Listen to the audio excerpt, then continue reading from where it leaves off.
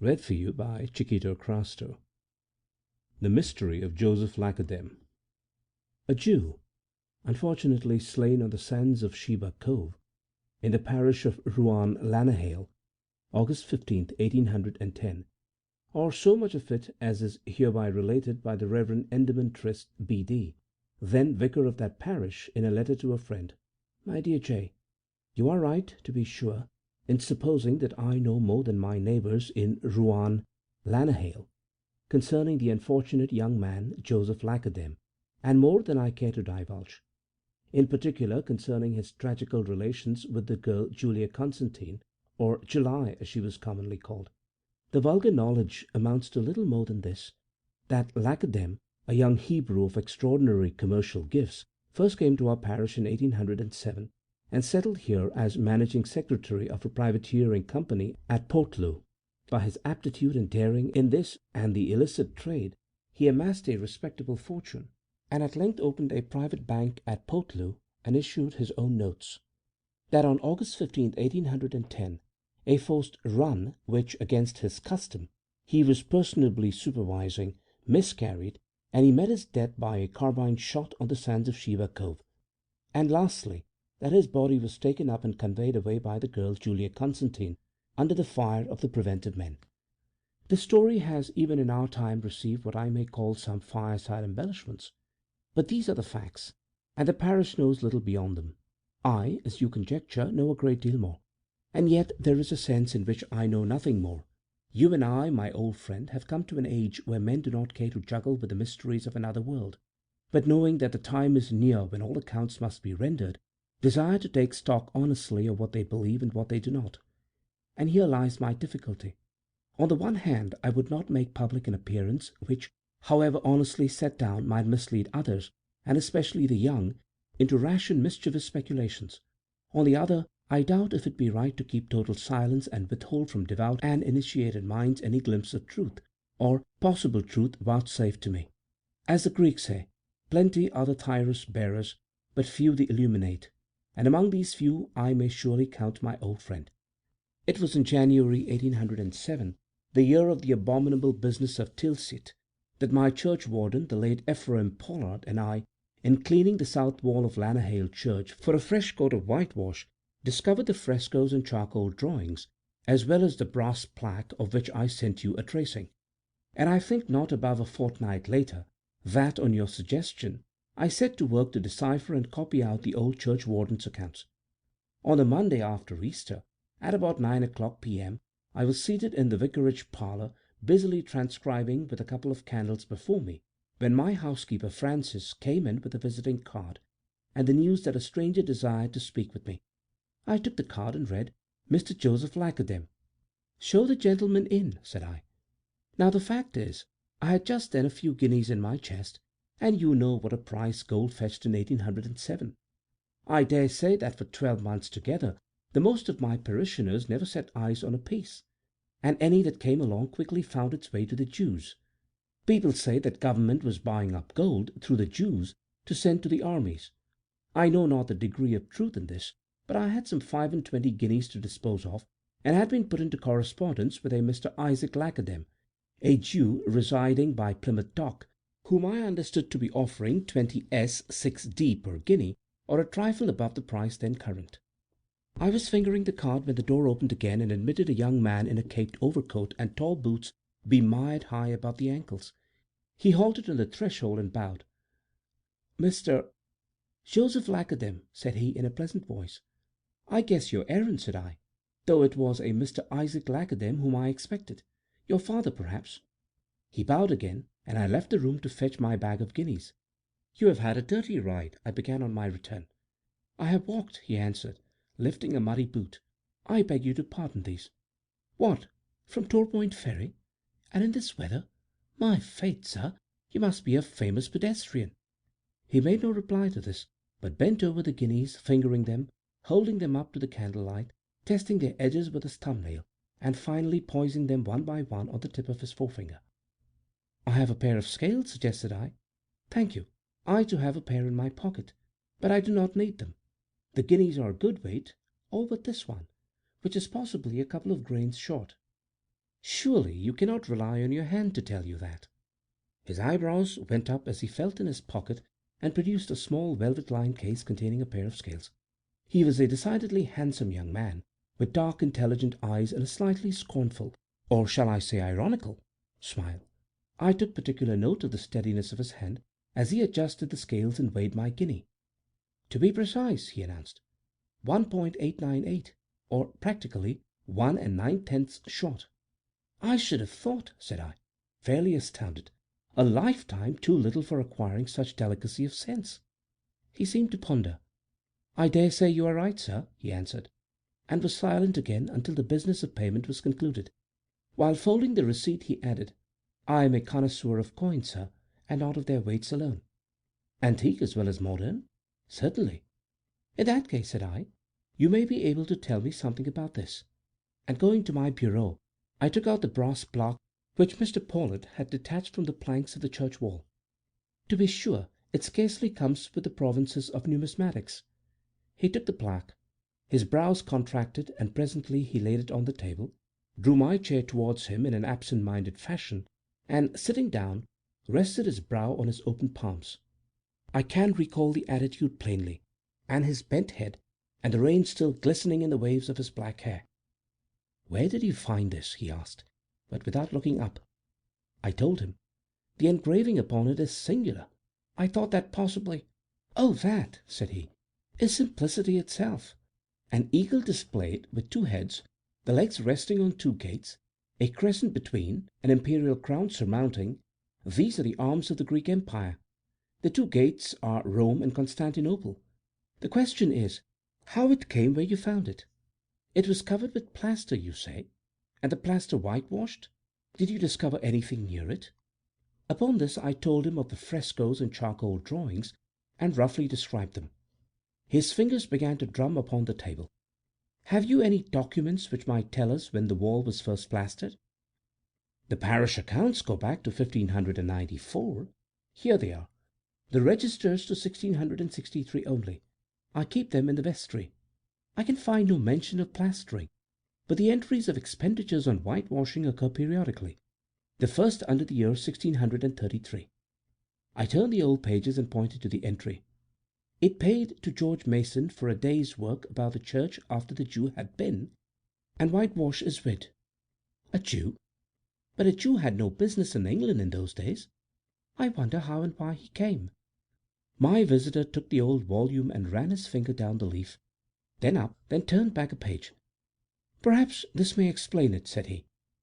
"It deluded Mr. Buil to make puissance for the company of a forest bark, yet came ashore is ived." He broke off with a finger on the entry and rose.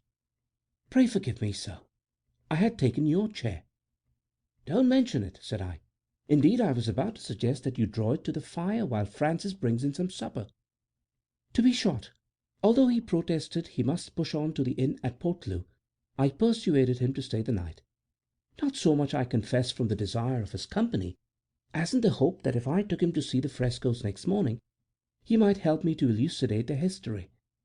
I remember now that during supper and afterwards my guest allowed me more than my share of the conversation. He made an admirable listener, quick, courteous, adaptable, yet with something in reserve. You may call it a facile tolerance, if you will, which ended by irritating me. Young men should be eager, fervid, sublimis cupidusque, as I was before my beard grew stiff. But this young man had the air of a spectator at a play, composing himself to be amused. There was too much wisdom in him and too little emotion. We did not, of course, touch upon any religious question. Indeed, of his own opinions on any subject he disclosed extraordinarily little. And yet, as I reached my bedroom that night, I told myself that here, behind a mask of good manners, was one of those perniciously modern young men who have run through all beliefs by the age of 20 and settled down to a polite but weary atheism. I fancied that under the shadow of this suspicion my own manner may have been cold to him next morning. Almost immediately after breakfast we set out for the church. The day was sunny and warm, the atmosphere brilliant after the night's rain. The hedges exhaled a scent of spring, and as we entered the churchyard, I saw the girl Julia Constantine seated in her favourite angle between the porch and the south wall, threading a chain of daisies. "What an amazingly handsome girl!" my guest exclaimed. "Why, yes. She has a good looks, poor soul." "Why, poor soul?" "She is an imbecile, or nearly so," said I, fitting the key in the lock. We entered the church, and here let me say that, although I furnished you at the time of their discovery with a description of the frescoes and the ruder drawings which overlay them, you can scarcely imagine the grotesque and astonishing coup d'oeil presented by the two series. To begin with, the frescoes, or original series. One, as you know, represented the crucifixion. The head of the Saviour bore a large crown of gilded thorns, and from the wound in his left side flowed a continuous stream of red gouts of blood, extraordinarily intense in colour. And intensity of colour is no common quality in fresco painting. At the foot of the cross stood a Roman soldier, with two female figures in dark-coloured drapery a little to the right, and in the background a man clad in a loose dark upper coat which reached a little below the knees. The same man reappeared in the second picture, alone, but carrying a tall staff or hunting spear, and advancing up a road, at the top of which stood a circular building with an arched doorway, and within the doorway the head of a lion. The jaws of this beast were open and depicted with the same intense red as the Saviour's blood. Close beside this, but further to the east, was a large ship, under sail, which from her slanting position appeared to be mounting over a long swell of sea. This vessel had 4 masts, the 2 foremost furnished with yards and square sails, the others with lateen-shaped sails after the Greek fashion. Her sides were decorated with 6 gaily painted bands or streaks, each separately charged with devices, a golden saltire on a green ground, a white crescent on a blue, and so on, and each masthead bore a crown with a flag or streamer fluttering beneath. Of the frescoes these alone were perfect, but fragments of others were scattered over the wall, and in particular I must mention a group of detached human limbs lying near the ship, a group rendered conspicuous by an isolated right arm, an arm drawn on a larger scale than the rest. A gilded circlet adorned the arm, which was flexed at the elbow, the hand horizontally placed, the forefinger extended towards the west in the direction of the picture of the crucifixion, and the thumb shut within the palm beneath the other 3 fingers. So much for the frescoes. A thin coat of plaster had been laid over them to receive the second series, which consisted of the most disgusting and fantastic images traced in black. One of these drawings represented Satan himself, an erect figure, with hairy paws clasped in a supplicating position, thick black horns, and eyes which, for additional horror, the artist had painted red and edged with a circle of white. At his feet crawled the hindmost limb of a peculiar loathsome monster with claws stuck in the soil. Close by a nun was figured, sitting in a pensive attitude, her cheek resting on the back of her hand, her elbow supported by a hideous dwarf, and at some distance a small house or prison with barred windows and a small doorway crossed with heavy bolts. As I said, this upper series had been but partially scraped away, and as my guest and I stood at a little distance, I leave you to imagine, if you can, the incongruous tableau. The Prince of Darkness almost touching the mourners beside the cross, the sorrowful nun and grinning dwarf side by side with the ship in full sail, which again seemed to be forcing her way into a square and forbidding prison, etc. Mr. Laquedem conned all this for some while in silence, holding his chin with finger and thumb. "And it was here you discovered the plaque?" he asked at length. I pointed to the exact spot. He mused. "And that ship must be Greek or Levantine by its rig. Compare the crowns on her masts, too, with that on the plaque." He stepped to the wall and peered into the frescoes. "Now, this hand and arm." "They belong to me," said a voice immediately behind me, and turning I saw that the poor girl had followed us into the church. The young Jew had turned also. "What do you mean by that?" he asked sharply. "She means nothing," I began, and made as if to tap my forehead significantly. "Yes, I do mean something," she persisted. "They belong to me. I remember." "What do you remember?" Her expression, which for a moment had been thoughtful, wavered and changed into a vague, foolish smile. "I can't tell. Something. It was sand, I think." "Who is she?" asked Mr. Laquedem. "Her name is Julia Constantine. Her parents are dead. An aunt looks after her, a sister of her mother's." He turned and appeared to be studying the frescoes. "Julia Constantine," An odd name," he muttered. "Do you know anything of her parentage?" "Nothing except that her father was a labourer at Sheba, the manor farm. The family has belonged to this parish for generations. I believe July is the last of them." He faced round upon her again. "Sand, did you say? That's a strange thing to remember. How does sand come into your mind? Think now." She cast down her eyes. Her fingers plucked at the daisy chain. After a while she shook her head. "I can't think," she answered, glancing up timidly and pitifully. "Surely we are wasting time," I suggested. To tell the truth, I disapproved of this worrying the poor girl. He took the daisy chain from her, looking at me the while with something between a "by your leave" and a challenge. A smile played upon the corners of his mouth. "Let us waste a little more." He held up the chain before her and began to sway it gently to and fro. "Look at it, please, and stretch out your arm. Look steadily. Now, your name is Julia Constantine, and you say that the arm on the wall belongs to you. Why?" "Because, if you please, sir, because of the mark." "What mark?" "The mark on my arm." This answer seemed to discompose as well as to surprise him. He snatched at her wrist and rolled back her sleeve, somewhat roughly, as I thought. "Look here, sir," he exclaimed, pointing to a thin red line encircling the flesh of the girl's upper arm, and from that to the arm and armlet in the fresco.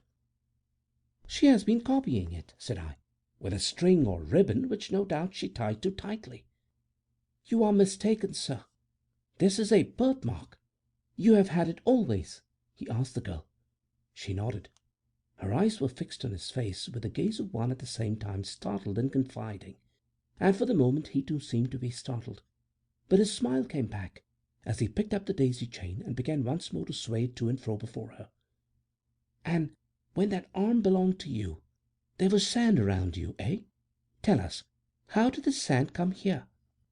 She was silent, staring at the pendulum swing of the chain.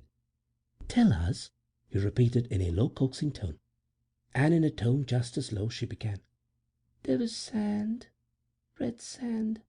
It was below me, and something above, something like a giant tent." She faltered, paused, and went on. "There were thousands of people." She stopped. "Yes, yes, there were thousands of people on the sand." "No, they were not on the sand. There were only two on the sand.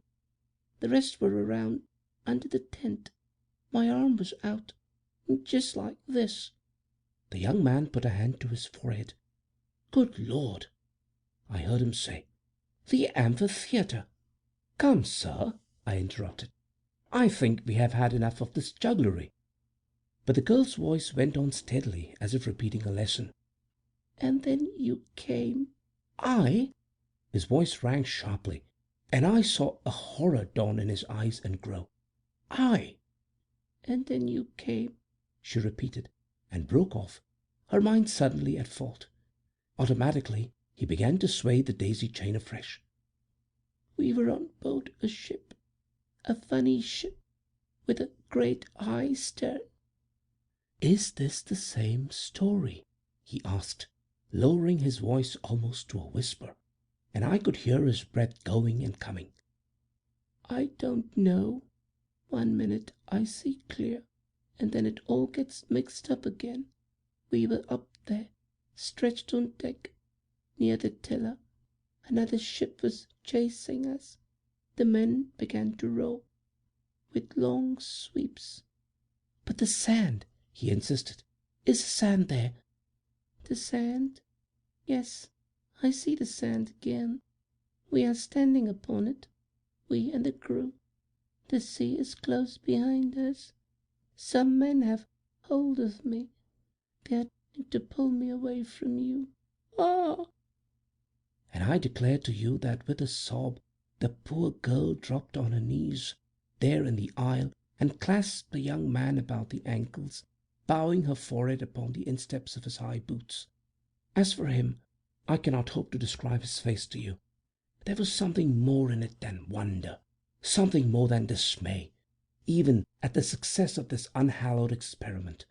It was as though, having prepared himself light-heartedly to witness a play, he was seized and terrified to find himself the principal actor. I never saw ghastlier fear on human cheeks.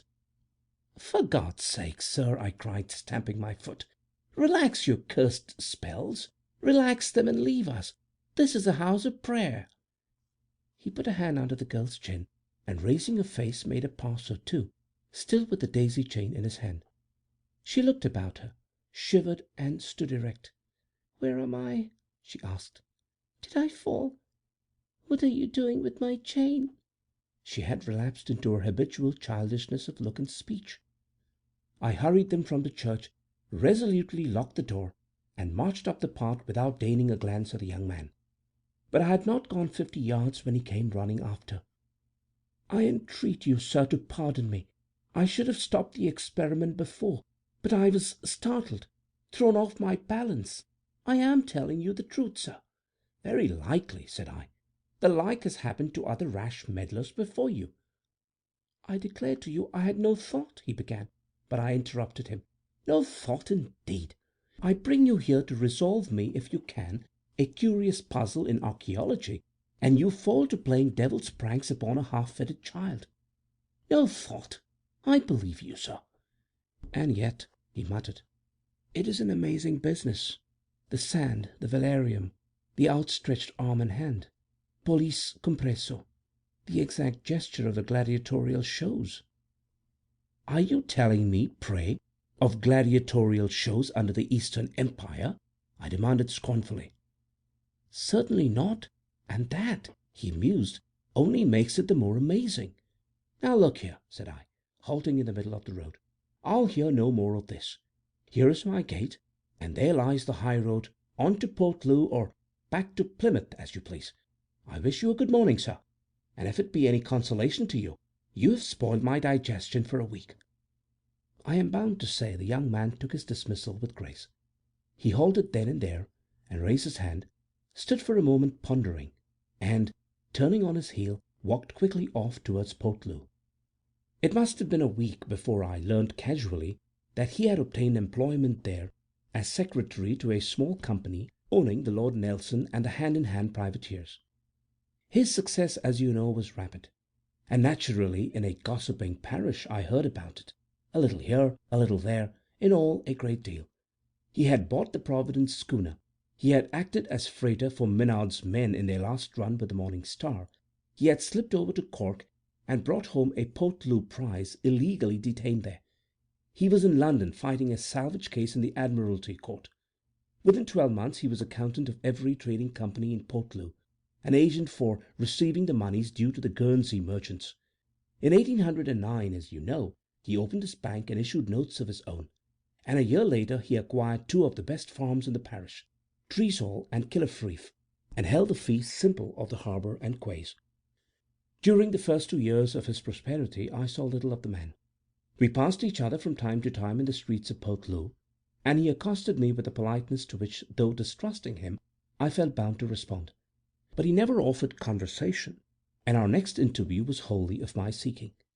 One evening, towards the close of his 2nd year at Portloo, and about the date of his purchase of the Providence schooner, I happened to be walking homewards from a visit to a sick parishioner, when at Cove Bottom, by the Miller's Footbridge, I passed 2 figures, a man and a woman, standing there and conversing in the dusk. I could not help recognizing them, and half-way up the hill I came to a sudden resolution and turned back.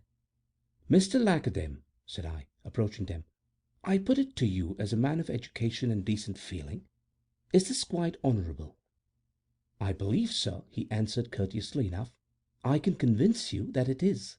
But clearly this is neither the time nor the place. You must excuse me," I went on, "but I have known Julia since she was a child." To this he made an extraordinary answer. "No longer?" he asked, and added with a change of tone, "Had you not forbidden me the vicarage, sir, I might have something to say to you. If it concerns the girl's spiritual welfare or yours, I shall be happy to hear it." "In that case," said he, "I will do myself the pleasure of calling upon you. Shall we say to-morrow evening?" He was as good as his word. At 9 o'clock next evening, about the hour of his former visit, Francis ushered him into my parlour. The similarity of circumstance may have suggested to me to draw the comparison. At any rate, I observed then for the first time that rapid aging of his features, which afterwards became a matter of common remark. The face was no longer that of the young man who had entered my parlour 2 years before. Already some streaks of grey showed in his black locks, and he seemed even to move wearily. "I fear you are unwell," said I, offering a chair. "I have reason to believe," he answered, "that I am dying." And then, as I uttered some expression of dismay and concern, he cut me short. "Oh, there will be no hurry about it. I mean, perhaps no more than that all men carry about with them the seeds of their mortality, so why not I? But I came to talk of Julia Constantine, not of myself. You may guess, Mr. Laquedem, that as her vicar, and having known her and her affliction all her life, I take something of a fatherly interest in the girl. And having known her so long, do you not begin to observe some change in her of late?" "Why, to be sure," said I, "she seems brighter." He nodded. "I have done that, or rather love has done it." "Be careful, sir," I cried. "Be careful of what you are going to tell me. If you have intended or wrought any harm to that girl, I tell you solemnly—" But he held up a hand. "Ah, sir, be charitable. I tell you solemnly, our love is not of that kind. We who have loved and lost and sought each other and loved again through centuries have outlearned that rougher passion. When she was a princess of Rome and I a Christian Jew led forth to the lions—" I stood up, grasping the back of my chair and staring. At last I knew. This young man was stark mad. He read my conviction at once. "I think, sir," he went on, changing his tone, "the learned antiquary to whom, as you told me, you were sending your tracing of the plaque, has by this time replied with some information about it." Relieved at this change of subject, I answered quietly, while considering how best to get him out of the house. "My friend tells me that a similar design is found in Landulph Church, on the tomb of Theodore Palaeologus, who died in 1636. "Precisely, of Theodore Palaeologus, descendant of the Constantines." I began to grasp his insane meaning. "The race, so far as we know, is extinct," said I. "The race of the Constantines," said he slowly and composedly, "is never extinct, and while it lasts, the soul of Julia Constantine will come to birth again and know the soul of the Jew until—" I waited. "Until their love lifts the curse and the Jew can die." "This is mere madness," said I, my tongue blurting it out at length. "I expected you to say no less. Now look you, sir, in a few minutes I will leave you. I walk home and spend an hour or two before bedtime in adding figures, balancing accounts. Tomorrow I rise and go about my daily business cheerfully, methodically, always successfully. I am the long-headed man making money because I know how to make it, respected by all, with no trace of madness in me. You, if you meet me tomorrow, shall recognize none. And now you are forced to believe me mad. Believe it then. But listen while I tell you this. When Rome was, I was. When Constantinople was, I was. I was that Jew rescued from the lions. It was I who sailed from the Bosphorus in that ship, with Julia beside me. I, from whom the Moorish pirates tore her, on the beach beside Tetuan. I who, centuries after, drew those obscene figures on the wall of your church. The devil, the nun, and the barred convent. When Julia, another Julia, but the same soul, was denied to me and forced into a nunnery. For the frescoes, too, tell my story. I was that figure in the dark habit, standing a little back from the cross. Tell me, sir, did you never hear of Joseph Cartophilus, Pilate's porter? I saw that I must humour him. I have heard this legend, said I, and I have understood that in time he became a Christian. He smiled wearily. He has travelled through many creeds, but he has never travelled beyond love. And if that love can be purified of all passion, such as you suspect, he has not travelled beyond forgiveness. Many times I have known her who shall save me in the end, and now in the end I have found her, and shall be able at length to die. Have found her, and with her all my dead loves, in the body of a girl whom you call half-witted, and shall be able at length to die. And with this he bent over the table, and resting his face on his arms, sobbed aloud. I let him sob there for a while, and then touched his shoulder gently. He raised his head. "Ah," said he, in a voice which answered the gentleness of my touch, You remind me." And with that he deliberately slipped his coat off his left arm, and rolling up the shirt sleeve bared the arm almost to the shoulder. "I want you close," he added, with half a smile, "for I have to confess that during the process I had backed a couple of paces towards the door." He took up a candle and held it while I bent and examined the thin red line which ran like a circlet around the flesh of the upper arm, just below the apex of the deltoid muscle. When I looked up, I met his eyes challenging mine across the flame. "Mr. Laquedem," I said, "my conviction is that you are possessed and are being misled by a grievous hallucination. At the same time, I am not fool enough to deny that the union of flesh and spirit, so passing mysterious in everyday life, when we pause to think of it, may easily hold mysteries deeper yet. The Catholic Church, whose servant I am, has never to my knowledge denied this, yet has providentially made a rule of St. Paul's advice to the Colossians against intruding into those things which she hath not seen. In the matter of this extraordinary belief of yours, I can give you no such comfort as one honest man should offer to another, for I do not share it. But in the more practical matter of your conduct towards July Constantine, it may help you to know that I have accepted your word and propose henceforward to trust you as a gentleman." "I thank you, sir," he said, as he slipped on his coat. "May I have your hand on that?" "With pleasure," I answered, and having shaken hands, conducted him to the door. From that day the affection between Joseph Laquedem and July Constantine, and their frequent companionship, was open and avowed. Scandal there was, to be sure, but as it blazed up like straw, so it died down. Even the women feared to sharpen their tongues open on Laquedem, who by this time held the purse of the district, and to offend whom might mean an empty skivet on Saturday night. July, to be sure, was a more tempting game, and one day her lover found her in the centre of a knot of women, fringed by a dozen children with open mouths and ears. He stepped forward. "Ladies," said he, "the difficulty which vexes you cannot, I feel sure, be altogether good for your small sons and daughters. Let me put an end to it." He bent forward and reverently took July's hand.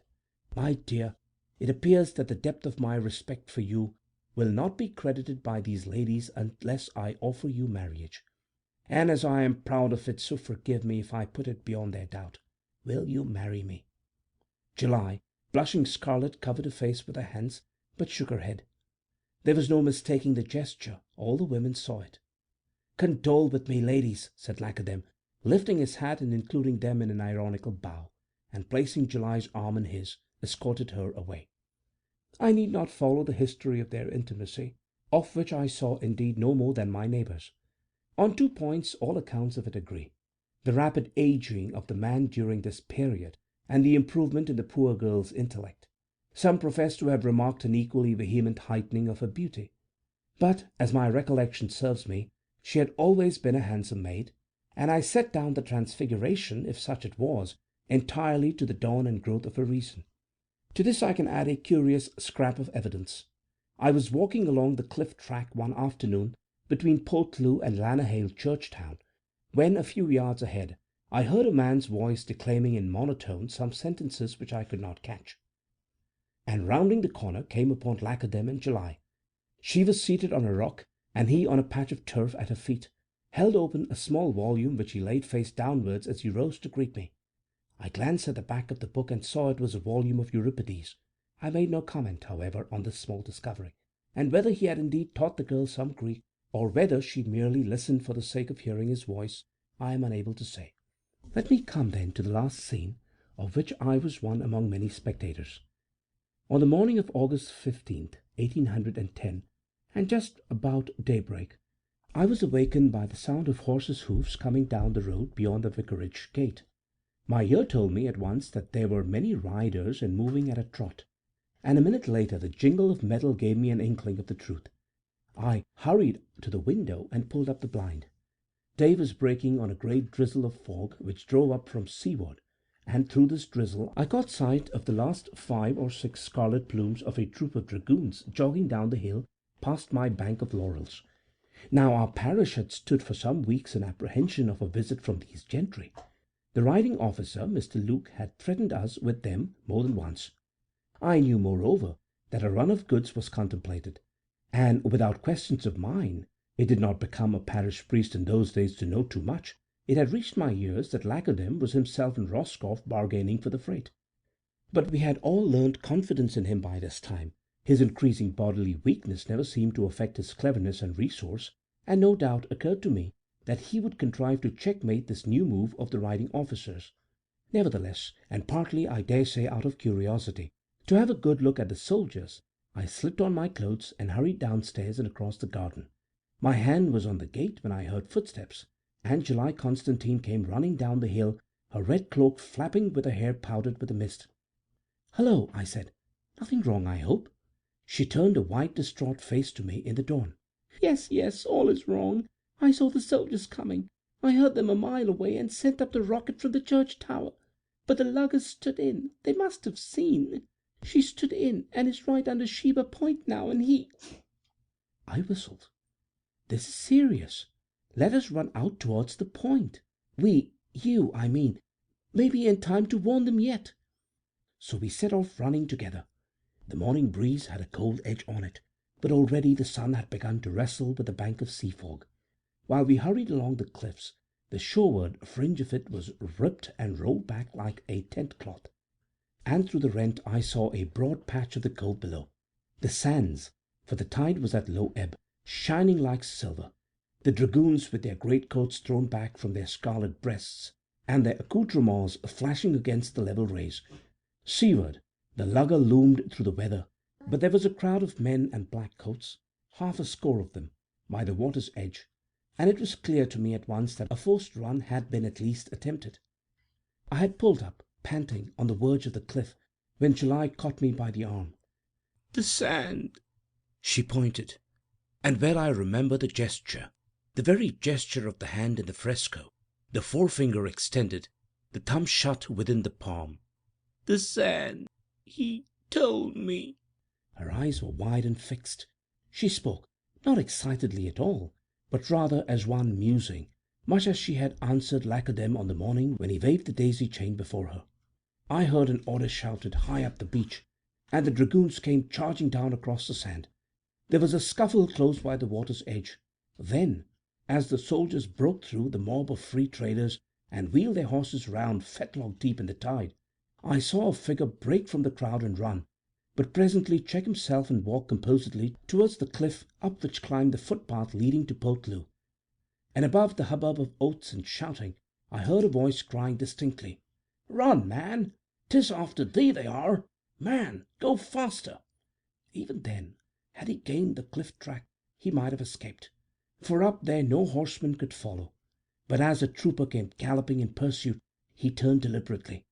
There was no defiance in his attitude, of that I am sure. What followed must have been mere blundering ferocity. I saw a jet of smoke, heard the sharp crack of a firearm, and Joseph Laquedem flung up his arms and pitched forward at full length on the sand. The report woke the girl as with the stab of a knife.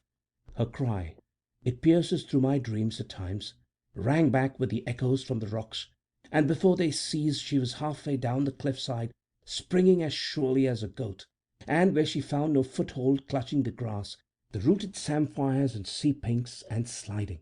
While my head swam with the sight of it, she was running across the sands, was kneeling beside the body, had risen, and was staggering under the weight of it down to the water's edge. "Stop her!" shouted Luke, the riding officer. "We must have that man, dead or alive. We must have him." She gained the nearest boat, the free traders forming up around her and hustling the dragoons. It was old Solomon Tweedy's boat, and he, prudent man, had taken advantage of the skirmish to ease her off, so that a push would set her afloat. He asserts that as July came up to him she never uttered a word, but the look on her face said, "Push me off," and though he was at that moment meditating his own escape, he obeyed and pushed the boat off like a mazed man. I may add that he spent 3 months in Bodmin for it. She dropped with her burden against the stern sheets, but leapt up instantly and had the oars between the thole pins almost as the boat floated. She pulled a dozen strokes and hoisted the mainsail, pulled 100 or so, sprang forward and ran up the jib. All this while the preventive men were straining to get off 2 boats in pursuit.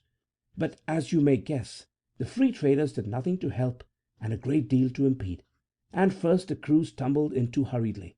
and had to climb out again, looking very foolish, and push afresh, and then one of the boats had mysteriously lost a plug and sank in half a fathom of water. July had gained a full 100 yards offing before the pursuit began in earnest, and this meant a good deal.